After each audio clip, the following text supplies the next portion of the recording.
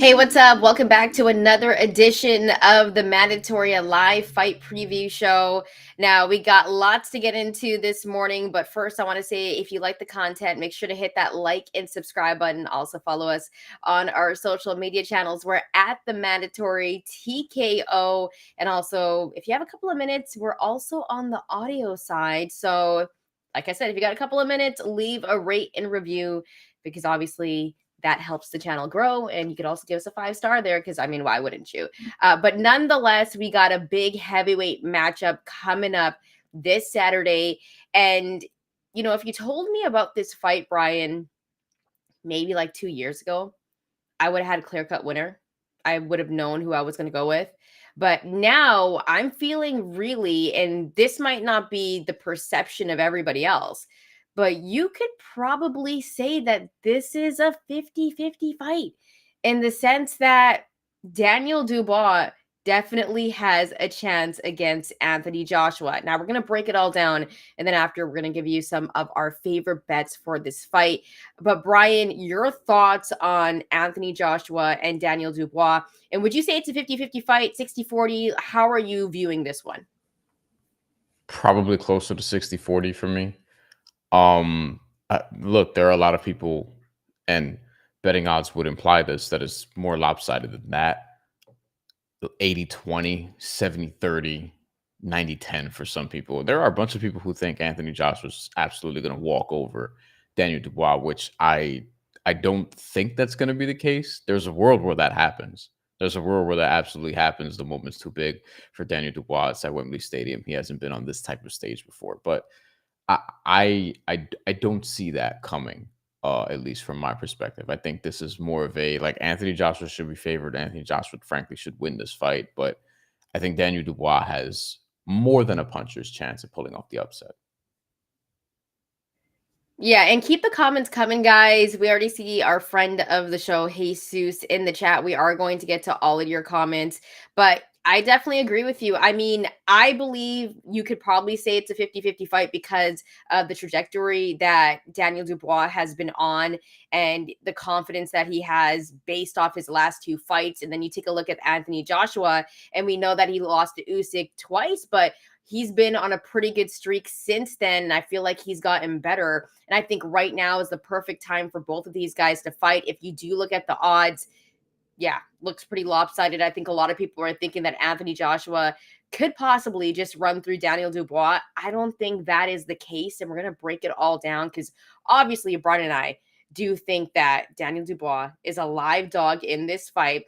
But I think there's other questions that we got to get to first, Brian. I think the biggest one, let's start off with the obvious here because we're going to save the more interesting one for later. But what happens if Anthony Joshua beats Daniel Dubois? Because we know who won against Alexander Usyk and Tyson Fury, right? Because we always thought that we would eventually get Anthony Joshua and Tyson Fury. But with Usyk already beating Fury, and of course there's going to be a rematch, are we going to possibly get Alexander Usyk and Anthony Joshua for a third time if AJ beats Daniel Dubois? I'm not terribly interested in that, but I could see that being the sort of money play there. I do think that you can actually do that at Wembley Stadium and it would do well.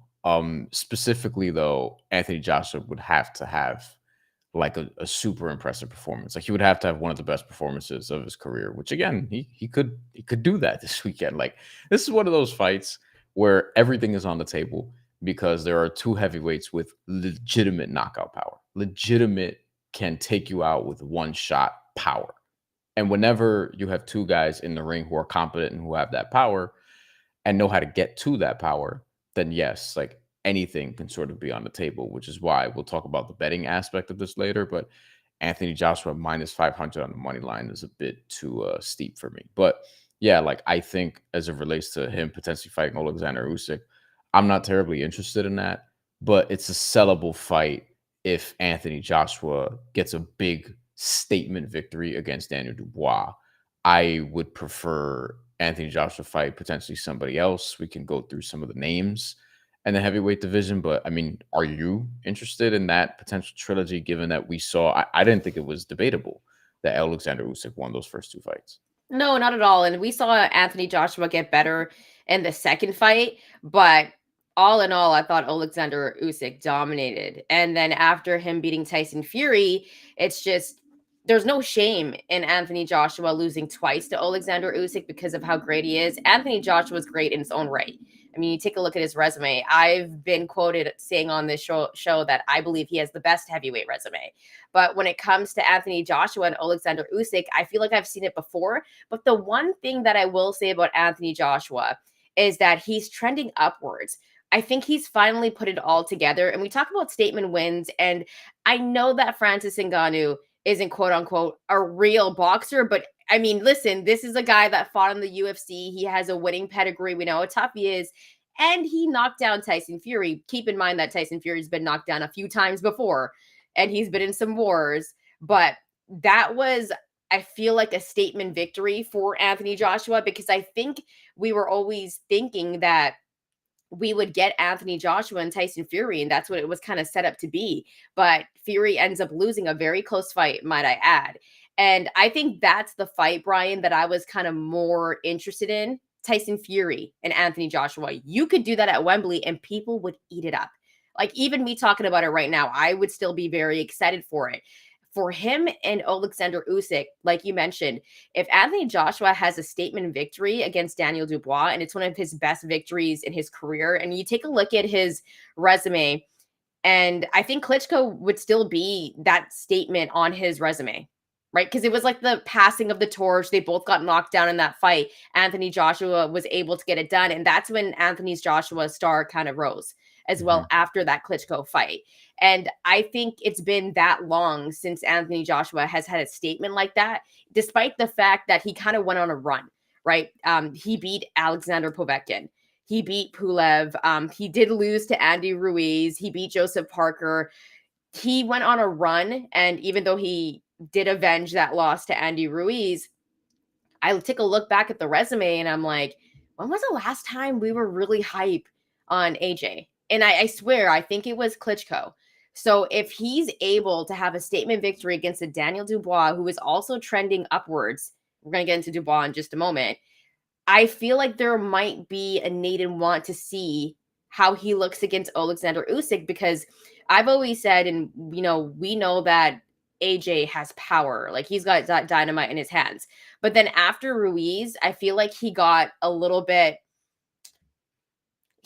cautious, right? He started fighting a little bit scared and he started to become more skilled. Like he tried to be more skilled after, but that's not really his bag. And then you take a look at his last four fights. I think we weren't very impressed with Jermaine Franklin because I thought we all kind of thought that Anthony Joshua should have knocked him out. That didn't happen, but I still thought it was a performance where Anthony Joshua looked really good. Robert Helenius, that was a fight where everyone's like, oh, but Wilder knocked him out in like the first round. Why didn't Anthony Joshua do it? Right. And then Ottawa Lynn, that was the fight because I was really high on Ottawa Lynn. At the time, I believe he was like a top 10 heavyweight. And I've always been really high on him. And I feel like he's a great boxer. And I'm rambling right now. But that was the fight where Anthony Joshua, it really, really impressed me, was the Ottawa Lynn fight. And then Francis Ngannou. And I'm like, okay, like we're seeing the trend where AJ's finally putting it all together. And that's what we wanted to see. We wanted to see him all put it together. The power, the skill, is he able to get it done? If he shows that against Daniel Dubois, I could be interested in him and Alexander Usyk again. So that's how I kind of look at it. But to kind of push it towards you, Yeah. Let's get into the Daniel Dubois part because Wait, hold on. Yeah. A couple Anthony Joshua things just to respond. And we're going to put some comments up after I say this, then we'll get to Daniel Dubois because Jesus, Hustleman, others keep chiming in. Please, we'll get to it. So Anthony Joshua gets put on the map for me. And I feel like for a lot of people, not on the map because I had heard of him before, like the Olympics and stuff, but as a pro cementing himself as like, I'm here, I'm going to be a future heavyweight champion was the Dillian White performance. Yes. And for a lot of people, I think they learned about him around that time. Maybe it took the Charles Martin fight for more people in America to sort of take notice of him, where he just obliterates Charles Martin in the second round of that fight. But to your point, So he beats Vladimir Klitschko coincidentally at Wembley Stadium in 2017. This was a big deal. Klitschko was also like he was in a year and a half layoff ish around that point because he hadn't fought since the Tyson Fury fight. The fight itself was a dud, but it was the upset of the year 2 years prior, and Klitschko looked like he wasn't going to lose ever. And then Tyson Fury just Jedi mind tricks him into a boring decision and beats him. It was Yeah, and keep in mind, like, bizarre. Klitschko was that dude for, like, Yes, the yes. longest time, and He's that's why I running the feel like heavyweight division. it was the passing of the torch when AJ beat him, because then it was, like, AJ's turn, but go ahead, go on. Yeah, so then after that, Carlos Takam, the Joseph Parker win was interesting. Joseph Parker was people forget, he was like an exciting, I don't want to say prospect, but he was an up and comer. He was undefeated at the time, but Anthony Joshua, one sidedly handles him, Povetkin. And then before the Andy Ruiz fight, I think is where it's like, okay, like when is he going to fight Deontay Wilder? When is he going to do this? When is he going to do that? Tyson Fury had just come back into the fold. There was a lot of excitement. He's coming to America to make his American debut, Madison Square Garden, and then Andy Ruiz just shits on all of that, just ruins all of it. And then since then, it's just been sort of weird for Anthony Joshua, who he quickly regained his heavyweight titles, but like you can't get that image out of your head because it happened. Like it's just going to be a thing that we can hold against you forever at this point, right? And the run he's had as of late has been impressive, but Jermaine Franklin, I think I may have said on the show that that was going to go to decision because I was pretty high on Jermaine Franklin relative to most people because I had thought that Jermaine Franklin in the fight before should have beaten Dillian White. He lost the majority decision in the UK, no shit. But he was like plus 700 to win that fight. And I was like, man, I'm taking Jermaine Franklin here. And listen, almost got that one. Jermaine Franklin, I think, is a solid heavyweight. And then Robert Helenius, I mean, that was a last minute replacement opponent, blah, blah, blah, blah. And I think he was also like on something. Like, didn't he test positive for something after the fight? Robert Helenius I did. believe he did, but he fought, like, the week before or something like that, Yeah, like, it was in a castle, crazy. in Finland against a Yeah. journeyman. So whatever, and we just saw him get knocked out by Deontay Wilder on the fourth punch of that fight. Before that, Otto Wallin. I mean, in hindsight, we probably were a little too high on Otto Wallin. I mean, but if you take a look at the rankings, he was a top 10 heavyweight still, and I think Ottawa in maybe like If he I cuts Tyson, if he doesn't cut Tyson Fury, he probably gets stopped in that that fight. was the worst. That was one of the worst cuts I've ever seen still Right. to this day. And the fact Tyson fought through that, like great cut, man. I remember watching that fight being like, oh, they got to stop the fight. But So that's a tough fight. And let's keep in mind, Ottawa in getting older. So yeah, just want to and say this that. is and what I wonder is, and this is why what happens next if Anthony Joshua wins is fascinating because it's like it continues this run. It makes the run legitimate that he's on, because the run that he's had, he hasn't, in my opinion, beaten the top flight heavyweight, but he's beaten them all very impressively. Like I was up here saying, listen, Tyson Fury didn't take Francis Ngannou seriously. Anthony Joshua's going to beat the shit out of him. Okay, he's not going to play that shit, and he didn't. You know what I mean? Like he got him out of there in the second round. He did what a pro boxer of his stature should do. All of which is to say, I think the Daniel Dubois win, he absolutely needs it. And what happens next is, I mean, if you look at the IBF rankings, they don't even have a number one or number two right now. Anthony Joshua's third. He's getting the title shot, but whatever, Again, boxing is going to boxing and sanctioning bodies are going to do what they do. But Ajit Caballel is a interesting heavyweight who's going to be in the mix sort of here for a championship shot. He's fourth right now. What about our guy right now, Martin Bacoli? We got He killed. he's We got fifth. killed. Yeah. And He's I fifth. also believe the WBC has him ranked third. Yes. Martin Bacoli is closing in on a title shot, though there was rumors about like, is he gonna fight Zhilei Zhang? And I'm sorry, that's a bit. I would be down for that because Zhilei Zhang is six. They're perfect for each other at this point. They're perfect for each yeah. other. One guy I just mean, knocked out Deontay Wilder, the other one knocked out Jared Anderson. Like, let's go. Make that fight. yeah, it's true. Honestly, I've always been really high on Zhilei, so I would love to see that fight. But I think there's some very interesting names that we could definitely get. I have one more. Sneaky, sneaky, interesting opponent here who's a little bit lower in the rankings, but F.A. Ajagba, who just beat Guido Viana. You kind of shrugged at that one. Because to I me, don't think FA to me did not live up to my expectations. probably not. Like, I But I remember mean, when he first came out, I was like, this dude's a monster. Yo, who's gonna beat him? Like the length, the size. And to me, I've just been disappointed. That's why I was like shaking my head there. but I could see, and this is more of what I'm saying. I'm not campaigning for F.A. Jagba to get a title shot. I don't think he's earned one yet, especially because he beat Guido Vianello by a split decision. Though I think he did win that fight.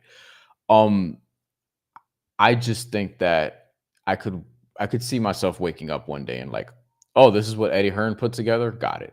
Makes a lot of sense. Like I could see that from and then they're doing that to sort of lead into the next big Anthony Joshua fight. Like that's the sort of one that you put in between that Anthony Joshua winning this at Wembley and then Anthony Joshua going to fight somebody else. See, at this point, Anthony Joshua's getting older. Like, I feel like it's all about I the agree, but money fights. you know how the business goes. Like It's all, they everyone lets shit marinate too long. I feel like they shouldn't let this one marinate too long though, because I I agree. feel like there's money to be made and there's good fights to be made. So if it's not Usyk, what's the big money fight? It's Tyson Fury, right? It's him and Tyson Fury, Yeah. and that's the only fight that I really want to see. I want to see that over him and Alexander Usyk. But I guess my question is, if he fights against Daniel Dubois and wins, let's say Tyson Fury loses again to Alexander Usyk, can you go straight into Anthony Joshua and Tyson Fury? I don't think you can. I think you would have to make Alexander Usyk, Anthony Joshua the trilogy fight, and I think it would make money. I Sure. think regardless, it's going to make money, and we know that it's going to sell out. We could do that at Wembley too. And then Usyk beats him, and then we get Joshua versus Fury for like whoever's last chance it is, to Yeah, and compete. that's just a money. That's just a money fight for both of them.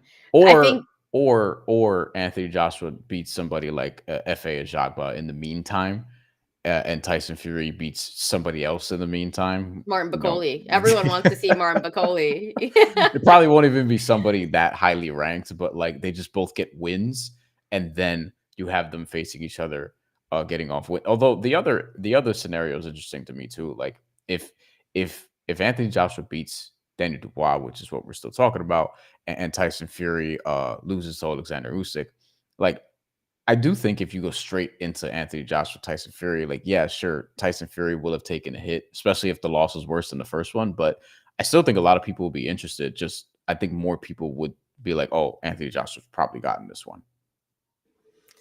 Yeah, I want to see him and Tyson Fury. We never got him and Deontay Wilder, and we're probably Yeah. not ever gonna get it unless they Yeah. fight when they're older in like a money fight or something. Like, you see those things happen. But The I exhibition. think that's the only time I think we'd see it. I hope not. I hope not. I don't want to see Deontay Wilder box anymore. Just I want him to be healthy. The Live a good last life. time was sad. Yeah. So let's get to some comments before we get over to the Daniel Dubois part, because I think there's some interesting comments here. Jesus coming in with the positivity. Usually this doesn't happen, but Jesus, we appreciate you. Good friend of the show. Let's get to some more Jesus comments. It's going to be a close bout, AJ versus Daniel Dubois. And this is a great question. And I believe we're going to get into our next segment when we break down Daniel Dubois and his lead up to this fight. Is he oozing with confidence? Let us know in the comments if you agree with that. We're going to answer that, I feel. Did you see the face off? Did you see the face off between those two? I did. What do you think? Is he oozing with confidence? Yes. I mean, Yeah. you could see it. The way that he's moving, I feel like you can see that he's definitely oozing with confidence. And, AJ, he wasn't feeling it. Even with their he's trying to little man him, I think he called him little bro at one point. Do you know what's the thing though? Like I feel like Daniel Dubois, we've all had this. Like I found his approach in the face off so like relatable, not necessarily to me, but like to a lot of people, where you can see him almost like trying to make sure he stays in that mode of convincing himself like, no, I can do this, by standing up to AJ, who's the quote unquote bully in this scenario. Well, can I say something about that? Anthony Joshua is one of the nicest athletes I've ever met in my entire life. And even when he was like, put some respect on me. Like, you got to respect me. I was like, AJ's so nice. After the fight, he's probably going to hug him and then thank him, because he's like one of the nicest athletes ever. He's a sportsman. Yeah. And so even when Anthony Joshua, they're trying to sell a fight. That's essentially, we know that's what happens in boxing. But even when Anthony Joshua is trying to be like a super, super tough guy, I know he's a nice guy. So I'm just like, oh, let's stop this. You know, it's the same thing with Devin Haney, I where was it's like, gonna say, I know I was you're a gonna nice guy, Devin. Like you're not, you know, this villain. And yeah. so that's how I feel about Anthony Joshua as well. Jesus, AJ must set up traps and use power to catch. Yes, this is an interesting one I from our think good that's friend of what the he's gonna show. do. That's exactly what he's gonna try to He do. has to. Hustle Man. I think Joshua gets stopped late. So Hustle Man going Late. with the upset. Yeah, he's thinking, Interesting. this is my favorite number two, thinking the 11th. Interesting. Calls a shot. I mean, you'll get some good value on that. As I always say, if you want to get good value and maybe not win a Yeah. bet the exact round. I mean, you could take a little sprinkle on that. I have a long shot that I'm going to take for this fight. We'll get to later in the show. That might not cash, but it has a chance. Daniel Dubois in terms of late stoppages. So he got Jarrell Miller in the 10th. That was in the last round of that fight. It was only a 10-round fight, but he got him in the 10th. He also got Philip Hergovich in the 8th. Everything else is earlier than that. So he actually has never fought past round 10, which is good to know. Because I thought Joe Joyce got him in the 11th. Joe Joyce got him in the 10th. Just checking that again. So, but I'll say this: like he does have like the power carries late in fights for Daniel Dubois. His stamina is I think a little bit better than expected. It just he looks sloppy sometimes with the defense and the footwork and things of that nature, and that's where you have concerns as it pertains to this particular fight. We're going to get into two more comments and then we're going to go into Daniel Dubois. But Hustleman said it's going to be Fury versus Joshua after Fury beats Usyk.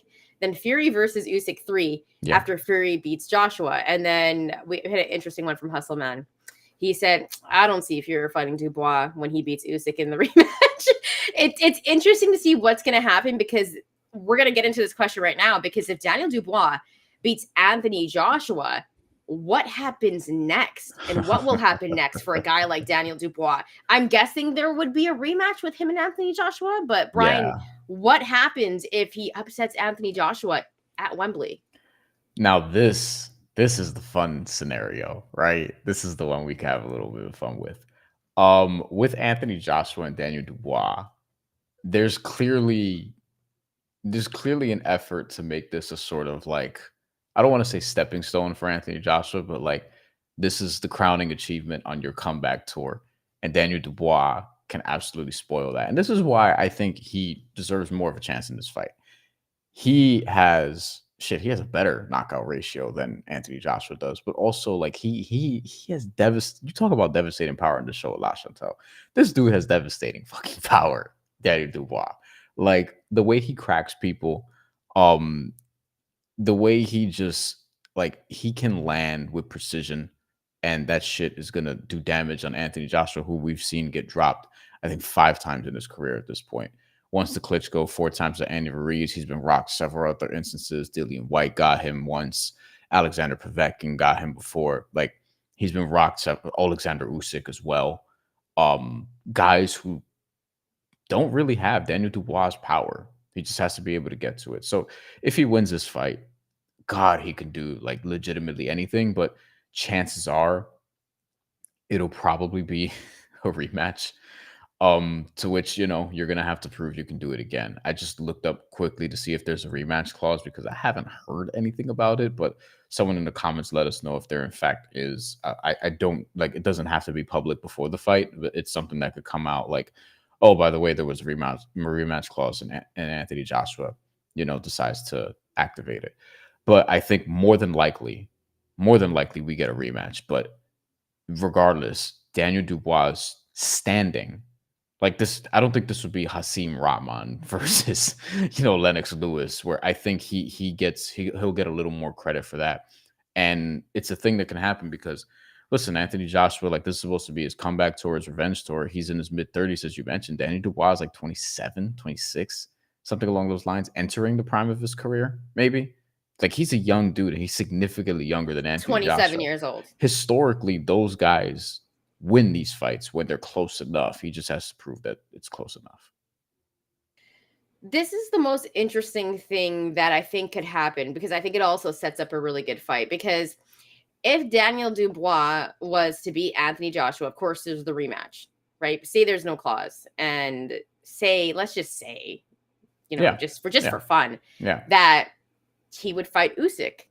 then that gives us Tyson Fury and Anthony Joshua. Like there is a path Mm. to Anthony Joshua and Tyson Fury fighting. So I think when you look at that aspect, but Daniel Dubois, he does have devastating power. Like the dude has dynamite in his hands. We're going to talk about the aspects of the fight when we get into the betting, but I think what kind of scares me about Daniel Dubois the most is the confidence, is the fact that he can crack you and legit put you to sleep. And Anthony Joshua, when he gets hit hard, what does he do? Panics a little bit, right? He doesn't fight like the Anthony Joshua that's confident. And that's what I kind of want to see in the ring.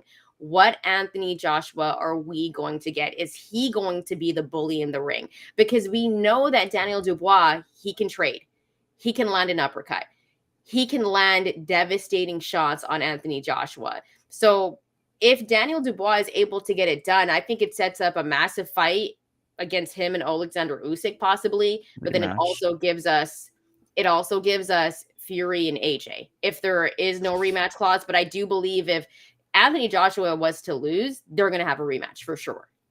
I don't By see how the they wouldn't. by the way, I think Usyk versus Dubois 2 would be interesting given the controversy surrounding. Yeah, the low blow because he had like Yeah. 4 minutes, right? He Well, had but he people thought that should have been a body shot knockout, and it's still it's one of those things that's gonna be debated for a while, like the dress, whether it's fucking white and gold or blue and whatever it was. You know yeah. what I mean? Like, it's just gonna be one of those things where, like, at this angle, it looks like it's a knockout. This angle, it looks like it's a low blow. Like, it was is very close. Um, You know what I think in boxing, the refs human error is a part of boxing. Like how it every is a part of sport, yeah, every a sport, part of yeah. baseball, whatever you want to call it. It's a part of it. That's why I don't like So replays in basketball for every fucking call. But anyway. yeah, and that's why I hate umpires and the strike zone during the playoffs because it's like, where's the strike zone? You know, I wouldn't mind AI for that. It's not a baseball show though. But I will say that I think I think things get really, really interesting if that happens. But at the same time, I thought after Usyk took his 4 minutes or however long it was, he just outclassed him, right? Yeah. And that was kind of the hit on Daniel Dubois after, But because a the lot of people want to see that rematch. yeah, How interested, and we're gonna get to comments on this because we're getting some good ones. How interested would you be in Daniel Dubois versus Tyson Fury? I'm interested. I mean, they both got power. They both got power. I think either way, when you look at the heavyweight division, there's only so many names. There's Uh-huh. only so many names in this division. And I think either way, you could put any of these four guys against each other. And because Daniel Dubois is on right now, he's trending upwards. That's a fight I think you could make. I don't know how badly Tyson Fury would want that fight, though. I think for him, it's Usyk and then Anthony Joshua. I think that's his path because those are the biggest money makers. But we're Like, do saying you? if Daniel Dubois wins, like, Yeah, and assuming he wins, he would knock out Anthony. I think he would knock out Anthony I Joshua if he think won. I don't that's think he's his. winning on points. Yeah, and when we get into betting, I think that's what you look at if you are going to take Daniel Dubois. We should get to Yeah, some comments. yeah. Hustle Man still hating on Danny Garcia. He Mm. said Danny Garcia would get stopped by Lara. Hustleman's actually predicted a few upsets before. Some really, really good bets. Lionel Watson, thanks for joining the show here. Dubois' best skills is his ability to take a punch and give a punch. The Forrest Gump of the heavyweight division. Yeah, because he doesn't like scream like superstar. Like just looking at him, like he doesn't give that off, right? Like he doesn't like Daniel Be Dubois seems careful. like a Just be nice guy. careful. No, Just he be just seems like he seems like a nice guy. like for example, to the face off, Anthony Joshua just shows up in a tank top, and Yeah, Daniel Dubois has muscles like just popping out. right, right. He's like in a suit that is not even fitted. You know, like Yeah, just rolls he got through. the sleeves rolled up, he got the vest on. Honestly, I like it it because he look seems like a regular dude, is what right. I'm saying. Right? Like what I mean by he doesn't like scream superstar. He seems like a regular dude, and I think that's why people like Daniel Dubois. That's why I like him.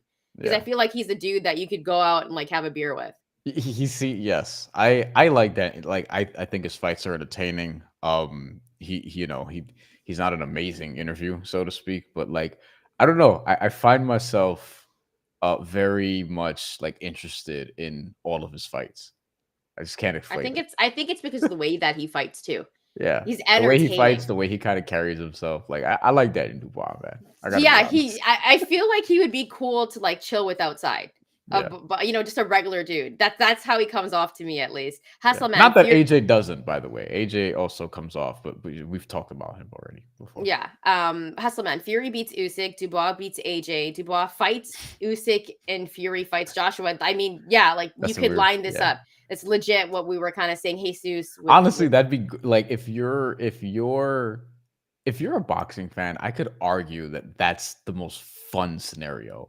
Is Daniel Dubois gets this yeah. shocking upset knockout against Anthony Joshua, And it's possible. Like and it's then possible it happens. Usyk beats Fury again, and then instead of getting AJ versus Fury when they're both like coming off wins, we get them in a desperation situation where both of them are in their mid to late 30s and they absolutely need this win to claw back in, to save their careers. It'll be a much more dramatic and more interesting version of Deontay Wilder versus Zhilei Zhang, because with all due respect to Zhilei Zhang, he just wasn't at that sort of level at this point, and Deontay Wilder, for whatever reason, hasn't been the same really since switching over to Malik Scott, which is a whole other Yeah. ordeal. But for this one, this has been the fight that especially people in the UK, our friends in the UK, have wanted forever.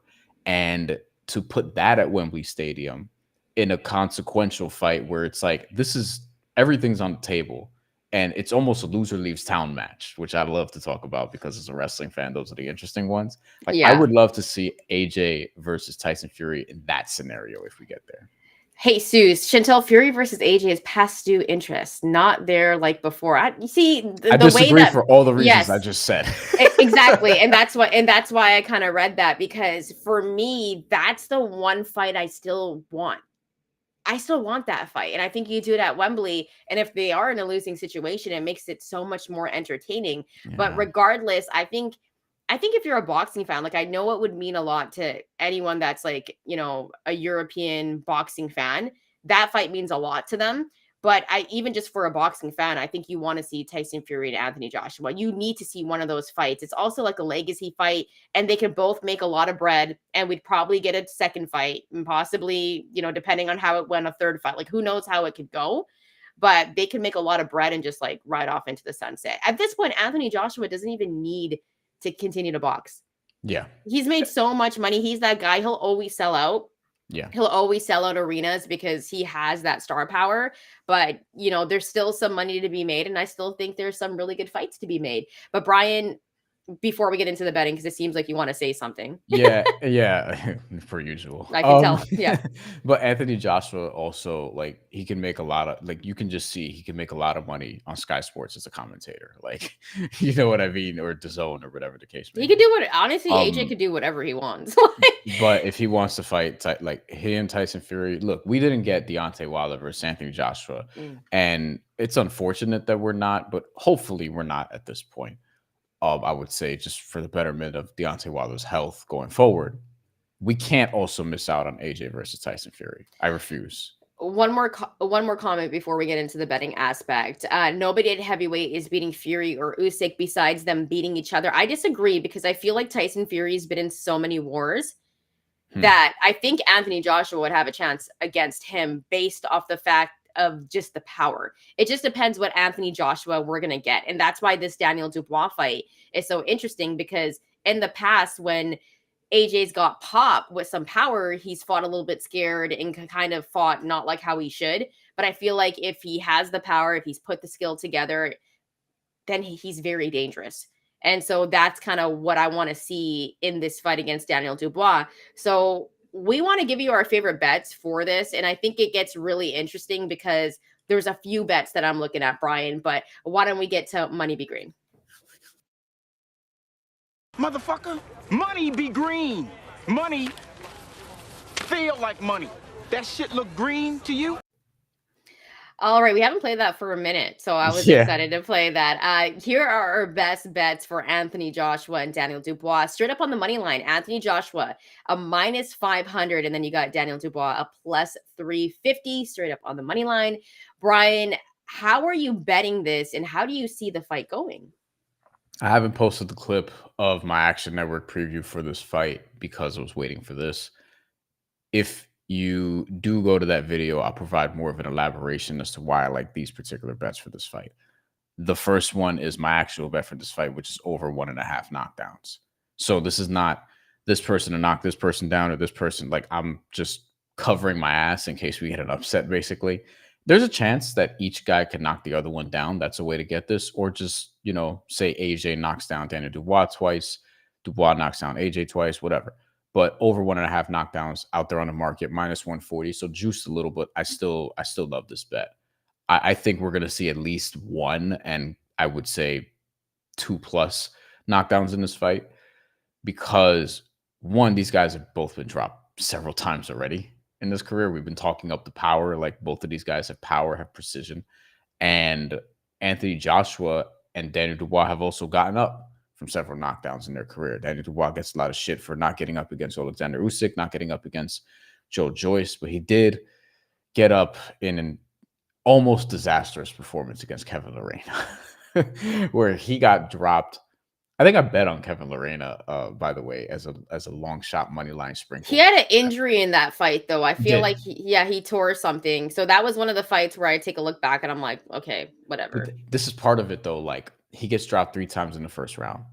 He looks like he's going to go. He fights through it and then gets a stoppage in the third round. Like, honestly, it was a damn near heroic performance, because, like, the perseverance, like, he gets a lot of shit for lack of toughness, quitting, but he's had a couple of performances he's really had to persevere through, that being one of them. And I know it's Kevin Lerena, whatever. The Jarrell Miller one, he was struggling early, figured that one out, and then, started boxing, was negating Jarrell Miller's pressure fighting a little bit, and then picked him off shot after shot. Did a film study on this on my YouTube channel, and he stops him on the 10th round of that fight, where Jarrell Miller just doesn't have anymore. And Filip Hrgović, we saw that one. He was an underdog for that fight, by the way, like a 2 or 3 to 1 underdog.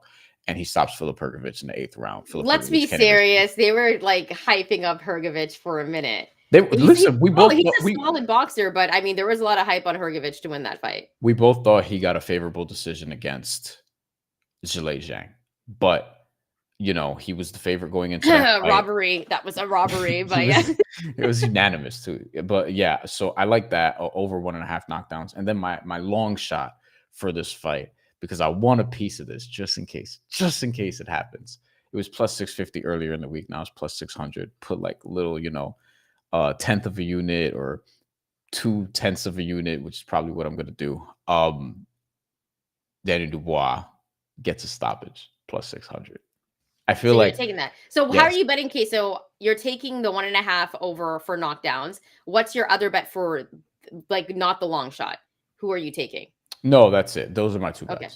So I have the knockdown one is like the straight bet, like over 1.5 knockdowns, and then have Daniel Dubois getting the stoppage. This is just a long shot sprinkle just in case. There's not a lot of value on Anthony Joshua getting the stoppage. You would have to be specific about where and when, and in a fight like this, I don't want to do that. If you want to put Anthony Joshua to get a stoppage in a parlay leg, fine. It's just minus 200 something. So look that. But listen, Daniel Dubois, I think if I think he has a better than puncher's chance, that implies that he has, more of a chance than a plus 600 dog at getting the stoppage. So I think that it's worth a little something. Yeah, when I take a look at this fight and I take a look at those odds for Daniel Dubois, you're thinking, you know what, there is some very, very good value on Dubois. I actually am betting as well. I already placed my bets on over 1.5 knockdowns as well. I think we're going to see a couple of knockdowns in this fight, whether it might be Anthony Joshua a couple of times, Daniel Dubois a couple of times, or both of them. I do like the over on 1.5 knockdowns because this is a heavyweight fight and both these guys have power. And you never know what can happen early on. Now, going back to Anthony Joshua, I really feel like this is arguably his toughest fight since Alexander Usyk. It's Daniel Dubois. Agreed. And this is a type of power that he also hasn't faced in a minute. Like, we know that Alexander Usyk, he does have power, but he's more skilled. He breaks you down throughout the fight. And this is different because Daniel Dubois, he's got dynamite in his hands. So this is going to be one of Anthony Joshua's toughest tests in a very, very long time. And that's what makes this fight a little bit scary. But as I've said, Anthony Joshua, listen, Jermaine Franklin, I don't care what anybody says, he was able to get it done unanimous decision, and he did dominate, and we saw that skill version of Anthony Joshua as well. Robert Helenius, listen, this is a guy that we know what happened with him and Deontay Wilder, but he was able to get it done as well. I believe it was the seventh round that Anthony Joshua got it done. Not the first, like Deontay Wilder, but that was still a very good performance. He got it done in the 7th, and we wanted to see that. Otto Wallin, this was the fight where I'm like, okay, I got to start taking AJ a little bit more seriously because we really saw him put it together. Otto Wallin, I don't care what anybody says, that is a tough fight. He's very skilled. Anthony Joshua was able to get it done in the 5th. And that was very impressive. And then, of course, Francis Ngannou, Tyson Fury.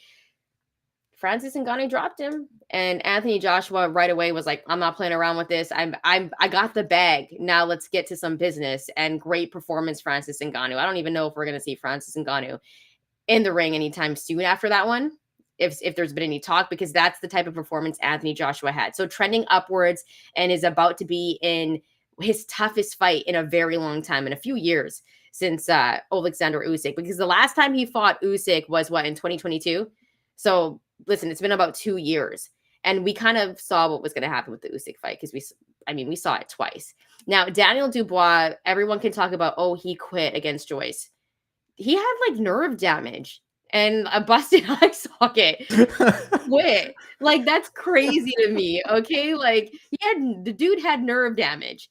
But I think it's just been kind of, people don't look at Daniel Dubois as one of the elite guys in the heavyweight division, but I think he started to make some noise. The Usyk fight, I remember when he dropped Usyk in that fight, but apparently it was a low blow. I'm using air quotes, depending on how you saw it. I remember people being like, but you know what? Daniel Dubois dropped him. So they were thinking about that when they were betting on the Usyk Fury fight. Daniel Dubois against Jarrell Miller.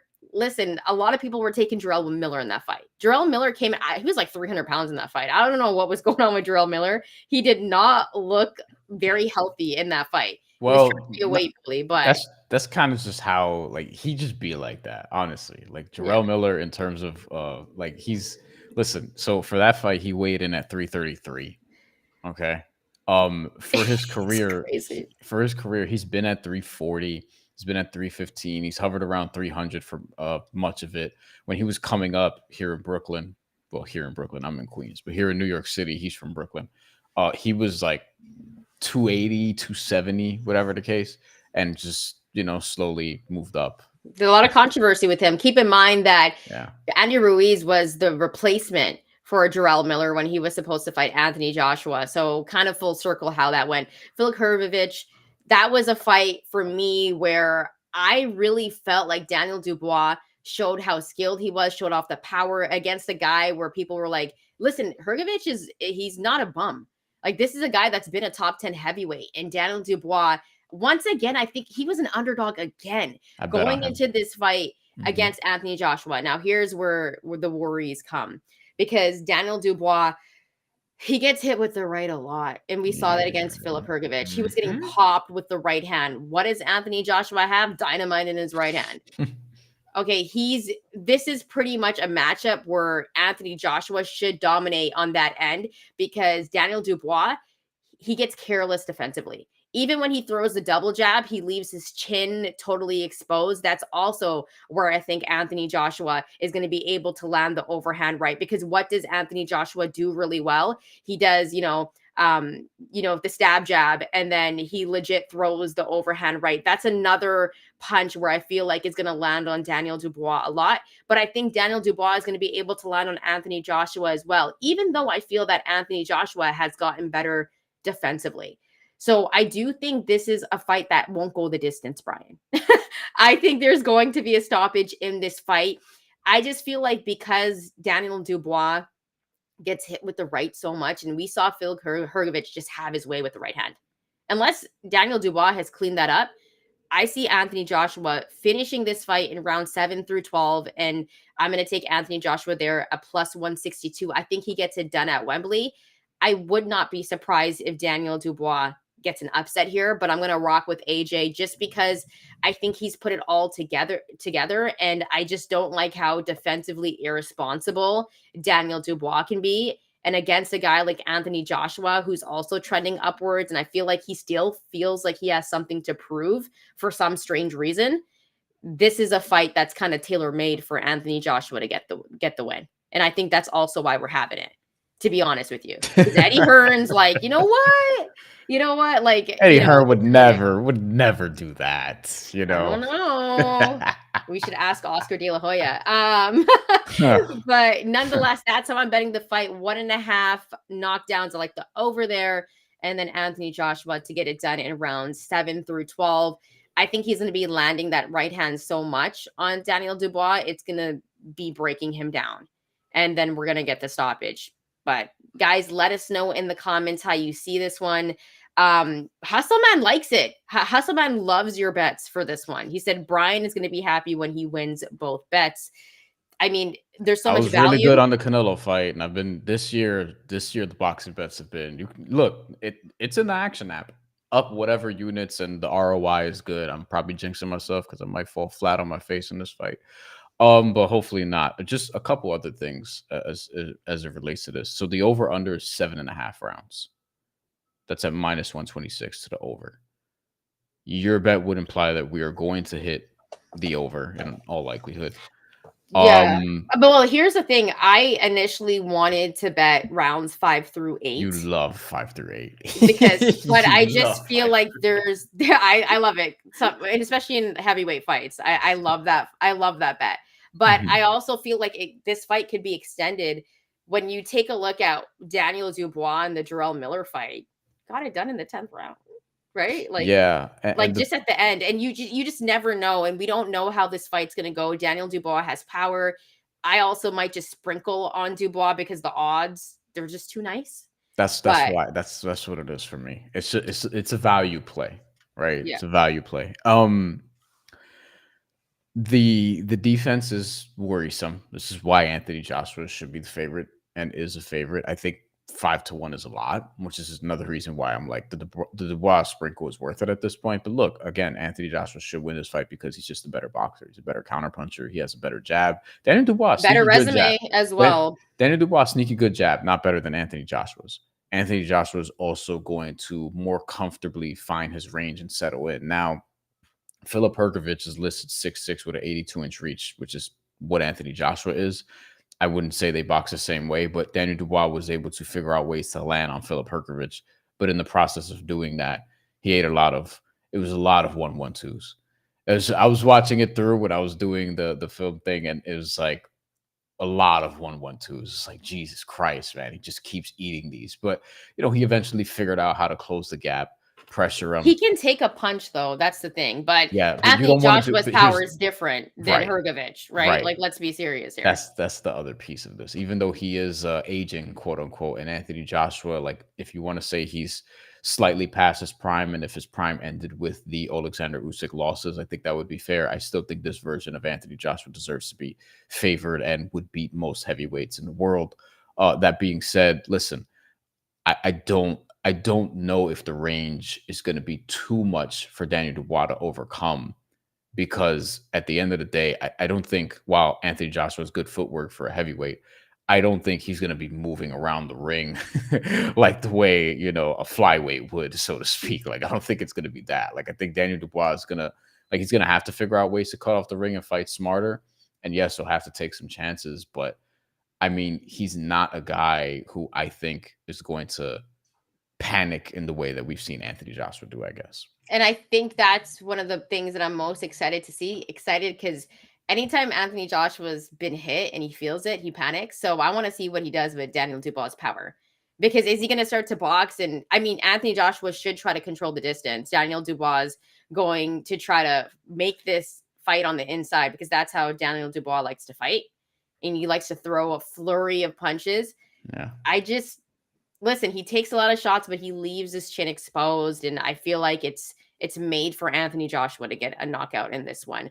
Daniel Dubois needs to commit to the body as well. He's He a does. good body puncher when he does do that. He did that against Filip Hrgovic a couple times. I thought he was going to throw his own 1-1-2. He ends up throwing that right hook to the body. You see the heavyweight ripples go throughout Filip Hrgovic's side. Like, I think he needs to hurt Anthony Joshua to the body best he could. I am PK13, good friend of the show. Good morning. I'm just happy the pay-per-view is only $20. When you take a look at the rest of the card, I'm like, I see why it's $20, but Yeah. not the most interesting. But nonetheless, there is another card that we are looking forward to on Friday. Jaime Munguia is going to be back in the ring. And Jaime Munguia, of course, coming off, his fight against Canelo Alvarez. He was competitive in that fight. Eric Bazinian, who also, I believe he's Canadian. That's what he claims, if I'm not mistaken. Armenian from Canada. Yeah. So, this should be an interesting fight. Bryan, your thoughts on Jaime Munguia? I mean, I'll watch it. I'm not rushing to bet it. I'm not particularly too interested in this fight, other than the standpoint of like, all right, we'll see where Jaime Munguia is, after this. His opponent is coming off a split decision draw with Shaquille Finn, which I watched some of earlier this week. Not some of, damn near the whole thing. And because I heard a lot of people saying like, oh, there was a robbery, he should have lost, he should have lost, he should have lost. And it looked like he should have lost, for being honest. Most of his fights have been in Montreal. He's only won like regional titles, NABF, NABA, NABO. Never fought for a world title despite being almost 30 years old and 32-0 with a draw now and 23 knockouts. All his fights have been like, he has a puffed up record, kind of like Jaime Munguia to some extent. But Jaime Munguia, we've at least seen him for years now beat guys that we've heard of. Liam Smith, Saddam Ali. That was a long time ago, but that's to illustrate the point. Like, he's been at this for a long time.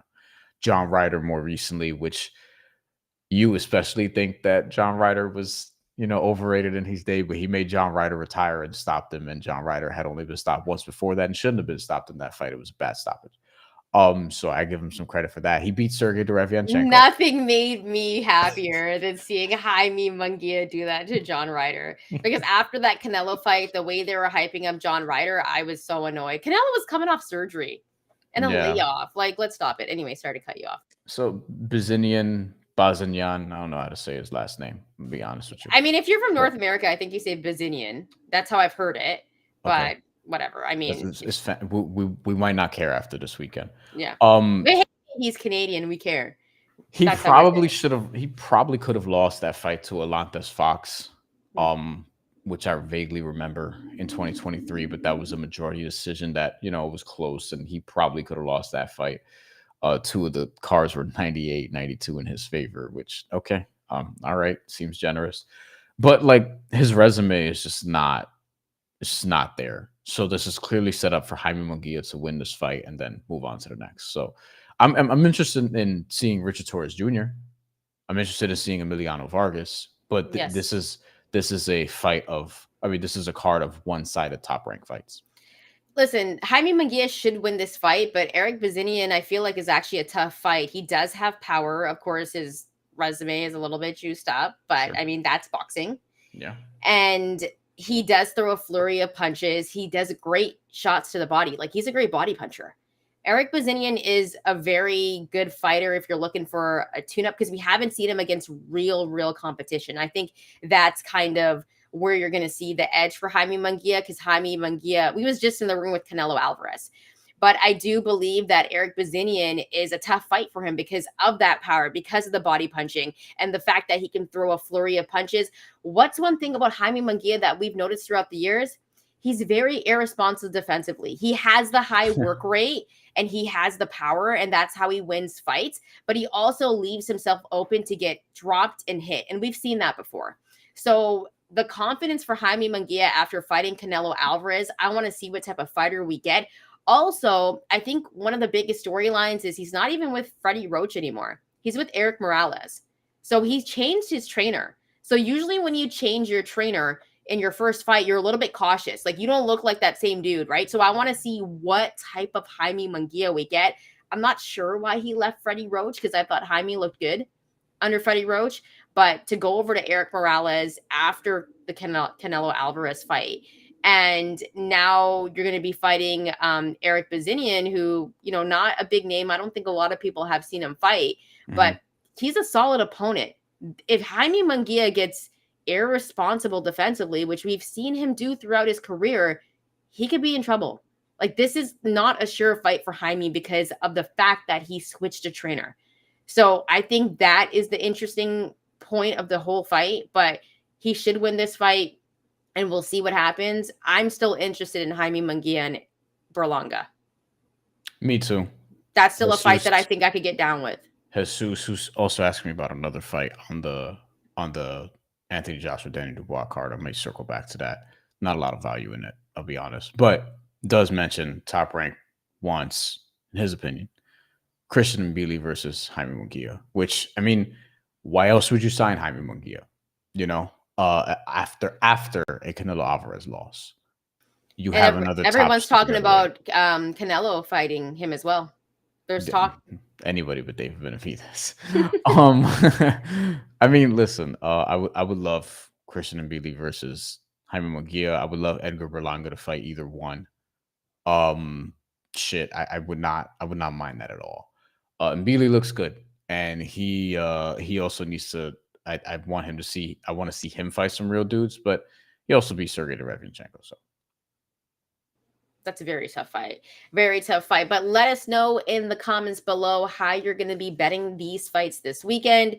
If you're going to go for an upset. Also, let us know if you're excited for any other fights. And keep in mind, guys, that we want the channel to grow. We want to continue to do these lives. So make sure to hit that like and subscribe button. Also follow us on our social media channels. We're at The Mandatory TKO. And we'll be back next week with some more content. We're going to be doing a little bit of, I guess, a recap of what we saw this weekend, because we're not going to be doing a post-fight show, if anyone was wondering, but we will have you covered on Monday, where we're going to be talking about what went down with Anthony Joshua and Daniel Dubois, because, listen, whoever wins this fight, how they win, it's going to be interesting. And then also with Jaime Munguia, because like I said, Jaime Munguia should get it done. Like, he should actually win in rounds 1 through 6. He should. This should be like a statement win for Jaime. It actually should, but we don't know. So I think the Jaime Munguia aspect of the conversation we're going to have on Monday is going to be pretty interesting as well. But Bryan, any final thoughts before we get up and out of here? Yeah, to answer Jesus' question about Tyler Denny versus Hamza Shiraz. Are you interested in this fight at all, Shantelle? I'm going to watch it. I am. Do you think Shiraz is legit? I need to see him against better competition. I think this will be a good test. I don't think this fight's going to prove he's not legit, unless he loses, of course. But I mean, well, just to see if he's gotten better as well, because that's like the one thing that I look at when I'm taking a look at a fighter. Has he gotten better in each of his fights? He won a silver middleweight WBC silver middleweight title against Ammo Williams, which that was an interesting fight going into it, and that was a really impressive performance. Just slightly disappointed that this is a step down in competition with respect to Tyler Denny, who's been knocked out before. So I'm expecting, as are the sport books, for Shiraz to get it done by stoppage. Not a lot of value. Yeah, I looked at it actually because I was trying to make a parlay, and I was like, I guess you could put it in a parlay, but you could if you think Anthony Joshua is going to get the stoppage, and if you think Jaime Munguia is going to get the stoppage, and if you think Shiraz is going to get the stoppage, then yeah, you have a decent. And Richard Torres get the stoppage, and Emiliano Vargas get the stoppage. I'm waiting. One of those things are bound to go wrong. I'm waiting for the full odds to come out for Emiliano Vargas and Richard Torres Jr., but it's not the case. But Shiraz looks good. I think he should handle business, and I think this is a top heavy weekend of fights. The undercard fights are they're interesting, and we're gonna watch them, but like.